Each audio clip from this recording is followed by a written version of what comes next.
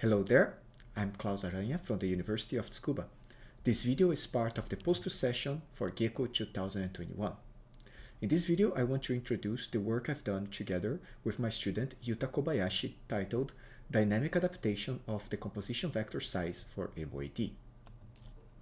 So, this work is about how to choose the number of decomposition vectors in MOED. The number of decomposition vectors is an important hyperparameter of the MOED algorithm. Usually, the number of decomposition vectors is chosen before the optimization starts, for example, by parameter tuning. Our objective here is to try to adjust this value automatically during the optimization exercise. Before we dive too deeply, let's review some important concepts. First, multi-objective optimization problems are problems where you have to optimize two or more objectives at the same time. These objectives are usually contradictory, in the sense that a solution that is good on one objective might be bad on another. Because of this, algorithms that solve multi-objective problems want to find a set of solutions that covers all options between the objectives. We call this the set of non-dominated solutions. MOED is a popular evolutionary algorithm for the multi-objective problem.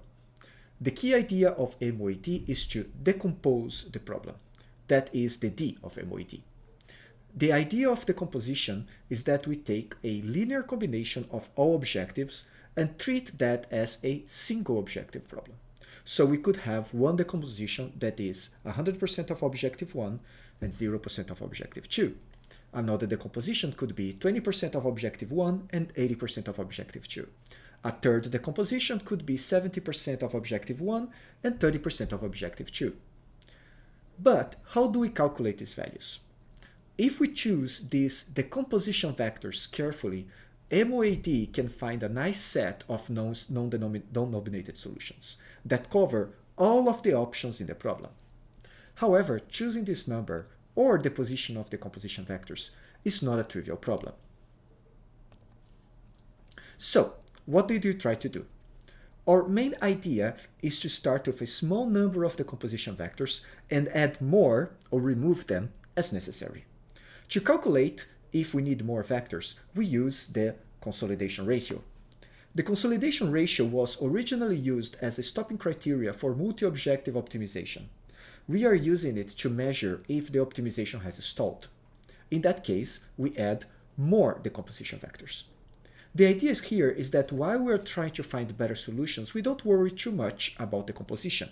When we stop finding better solutions, we want to diversify them. How do we add these new vectors? We have two approaches. The first one is to just add vectors at random.